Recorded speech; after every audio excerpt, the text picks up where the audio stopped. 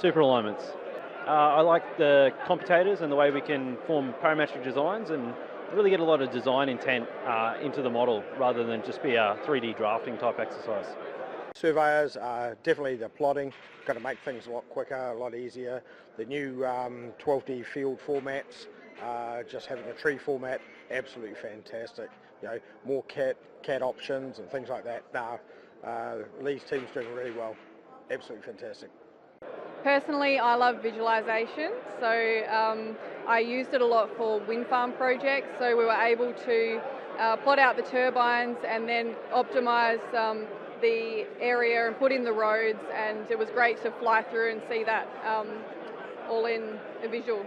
That's a very difficult question. I go across all of them, but I think the survey stuff that's where I'm based, so the new 12D field is the one that I'm sort of interested in at the moment, but it changes. It was very, I suppose, it went from being a bit code-based now to being so user-friendly.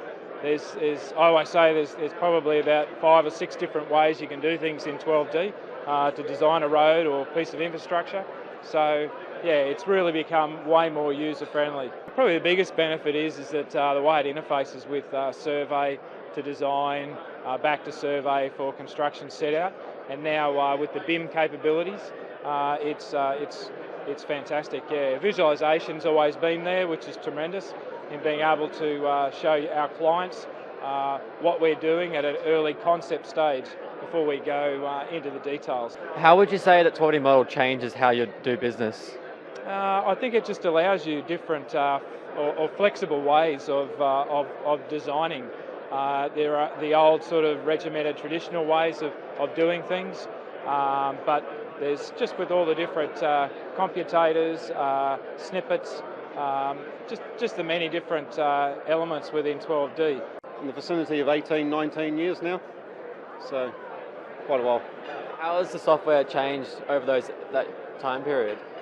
Coming from New Zealand, the first bit we saw was just the civil side, but very interested and assisted with some of that development of the survey and the traversing side of it, which was crucial in New Zealand, and then further on from that, the introduction of the LINS Land Online modules.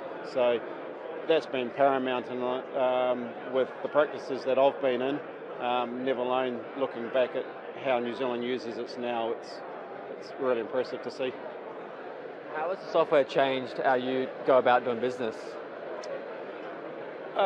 It's probably starting to focus as the biggest one there is probably the one point of truth. A lot more people using it as our preferred software package, so it's made it a lot easier to handle things and make changes and integrate with other software through common procedures. One of the features I do like is that everything keeps evolving within 12D, so that's one of the great things, but I love how it's starting to move into some of the object-orientated design space and how it's keeping pace with the industry and also almost being on the leading edge of industry as well.